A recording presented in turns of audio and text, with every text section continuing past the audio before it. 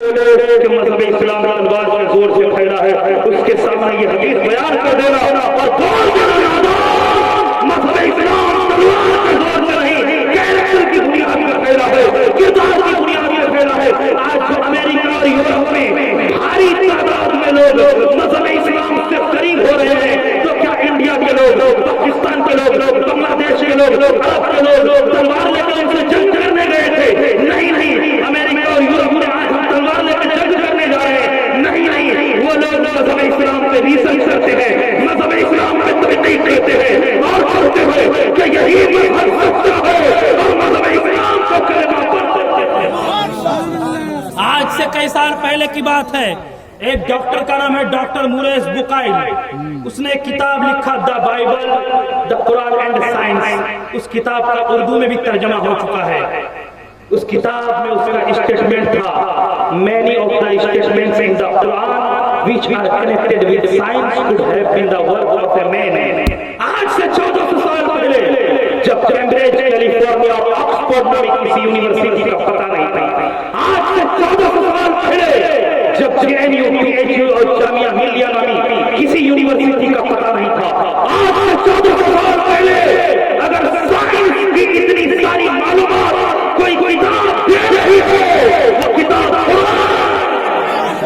Doctor Maurice بکائل نے جب قرآن کے آیات کو اسٹڈی کیا تو بولا اس میں سائنس کی باتیں۔ آج سے 1400 سال پہلے نبی پہ نازل ہوئی کتاب، اس زمانے میں سائنس نے ترقی نہیں کیا تھا، تو آج سے 1400 سال پہلے جب راکٹ اور پلین کا انوینشن نہیں ہوا تھا، جب لائٹ اور بجلی کا انوینشن نہیں ہوا تھا، اس زمانے میں اگر سائنس کی اتنی باتیں قرآن میں موجود ہے تو وہ ڈاکٹر موریس بکائل کہتا ہے میں مان لیتا ہوں کہ قرآن کوئی مخلوق کا کلام نہیں، خالق کا کلام۔ یہی مطلب ہے مینی بہت سارے اسٹیٹمنٹ بیانات ان دا قرآن میں which are connected جو جڑے ہوئے ہیں with science، سائنس کے ساتھ could have been the work of a man۔ یہ ایک انسان کا کام نہیں ہو سکتا، انسان کا کام ہو ہی نہیں سکتا، یعنی مخلوق کا کام نہیں، خالق کا کام، خالق کا کام، اللہ کا کام۔ اے لوگوں، آج ہم نے مذہب اسلام پہ ریسرچ کرنا بند کر دیا۔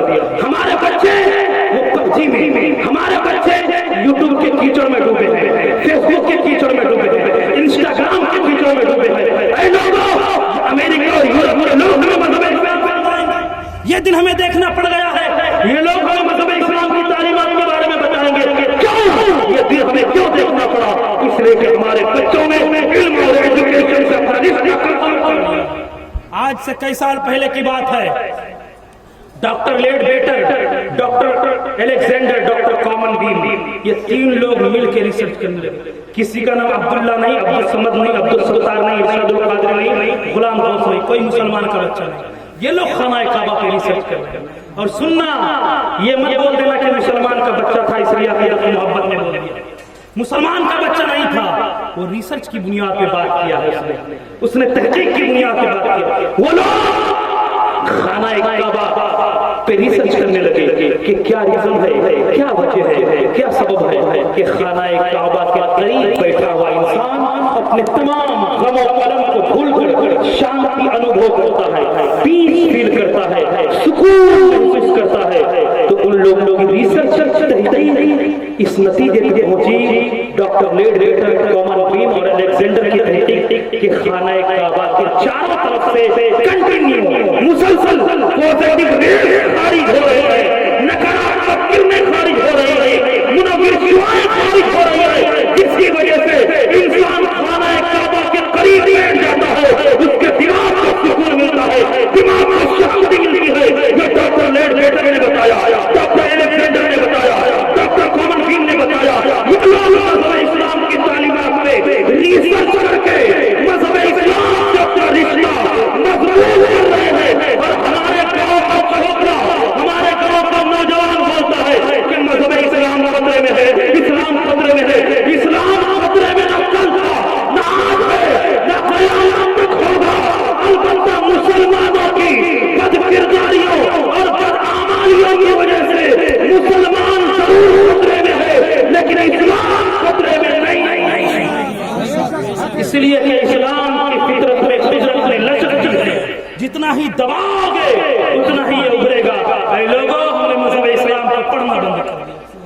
نے ریسرچ کرنا بند کر دیا.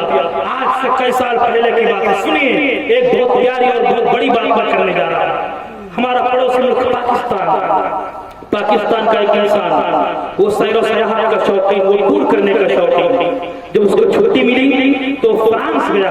فرانس ایک ملک کا نام ہے اس دنیا کے میں.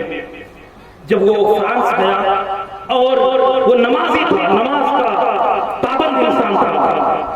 فرانس کے اندر گھومتے ٹہلتے آزان کا اللہ نغمہ ان کے کانوں کے پر ٹکراتا ہے, آزان کی صدا ان کے کانوں تک آتی ہے. پاکستان کا مسلمان فرانس میں پانی کے قریب وضو بنانے کے لیے بیٹھ گیا. کبھی وہ ہاتھ دھل رہا تھا, کبھی وہ کلی کر رہا تھا, کبھی ناک میں پانی ڈال رہا تھا, کبھی وہ اپنے ہاتھوں کو دھل رہا تھا, چہرے کو دھل رہا تھا. فرانس کے مینٹل ہاسپٹل کا سرجن, پاگلوں کے ہاسپٹل کا ڈاکٹر اس کے قریب آتا ہے اور آ کے کہنے لگتا ہے, ابھی تم یہ سب کیا کر رہے تھے؟ کبھی ہاتھ دھل رہے تھے, کبھی کلی کر رہے تھے, کبھی ناک میں پانی ڈال رہے تھے, یہ تم کو کس نے بتایا؟ اس نے کہا میں مسلمان ہوں الحمدللہ, اور ہمارے یہاں امام آنے سے پہلے ایسا کیا گیا. اس نے کہا اچھا ایک بات تم بتاؤ, تم کہاں سے آئے ہو؟ اس نے کہا میں پاکستان سے آیا ہوں. پاکستان کا نام سنتے ہی اس نے کہا کہ پاکستان میں کل کتنے پاگل خانے ہیں, کتنے مینٹل ہاسپٹلز ہیں, اس کو صحیح تعداد تو نہیں معلوم. اس نے کہا 2-3 ہوں گے, لیکن کہا یہ سوال تم کیوں کر رہے ہو؟ تو فرانس کے مینٹل ہاسپٹل کا سرجن اور ڈاکٹر کہتا ہے کہ میں یہاں پاگلوں کے ہاسپٹل میں ڈاکٹر ہوں, ہر وقت ریسرچ اور تحقیق کرتا ہوں کہ لوگ پاگل کیوں ہوتے ہیں, لوگوں کے پاگل ہونے کا ریزن کیا ہے, لوگوں کے پاگل ہونے کی وجہ کیا ہے. تو میری تحقیق اس نتیجے پہ پہنچی ہے کہ انسان کے برین میں, انسان کے دماغ میں بہت ساری رگیں ہیں, اور ان رگوں کا تعلق گردن ہوتے ہوئے پورے جسم میں پڑتا ہے. بولے سبحان اللہ. انسان کے برین میں, ہر انسان کے برین میں بہت ساری رگیں ہیں. ان رگوں کا تعلق دل, دماغ, جگر, ہاتھ, پاؤں, جو تمام پارٹس آف باڈی ہمارے کام کرتے ہیں, تو دماغ سب کو سگنل بھیجتا ہے. اور فرانس کا مینٹل ہاسپٹل کا سرجن اور ڈاکٹر بولتا ہے کہ انسان کے دماغ کو کافی طاقت خرچ کرنی پڑتی ہے, اس لیے کہ پورے باڈی کو انسان کا دماغ کنٹرول کرتا ہے.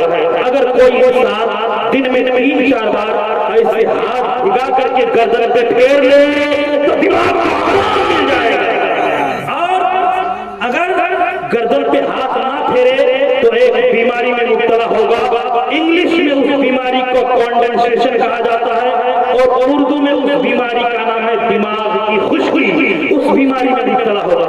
اور ایک بات اس نے یہ بھی بتایا کہ میں اپنے یہاں مینٹل ہاسپٹل میں, پاگلوں کے ہاسپٹل میں اپنے پاگلوں پہ یہ فارمولا اپلائی کرتا ہوں, اور بہت سارے پاگل کی طبیعت یہی ہو گئی ہے. یعنی میں ہاتھوں کو بھگا کر کے ان کے گردن پہ پھیرتا ہوں, یا ان کے گردن پہ پانی دے کے پھیرتا ہوں, پانی سے بھگاتا ہوں, دماغ کو طاقت ملتی ہے, دماغ کو انرجی ملتی ہے, دماغ کو شکتی ملتی ہے. اور فرانس کے مینٹل ہاسپٹل کے سرجن نے کہا ارے اگر میرے مذہب اسلام میں آج سے 1400 سال پہلے یہ تعلیم دی گئی ہے تو میں مان لیتا ہوں کہ تیرے پیغمبر بہت بڑے انسان تھے, ایک عظیم تھے, مہان تھے, گریٹ تھے. آج سے 1400 سال پہلے جب میڈیکل سائنس کی ترقی نہیں ہوئی تھی, اس زمانے میں اگر کسی نے یہ فارمولا دیا تو یہ بہت بڑی بات ہے. تو جس نبی کی سنت اور مستحب کا یہ عالم کہ پاگل پن کی بیماری کا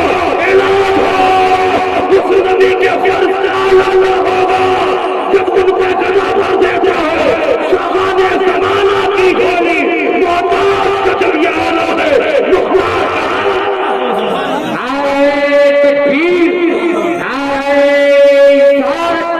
مسلک اعلیٰ حضرت جشن عید میلاد النبی, نعرہ تکبیر, نعرہ رسالت. اے لوگوں سن لیجئے کچھ باتیں تاکہ نبی سے اپنا رشتہ اور مضبوط ہو جائے.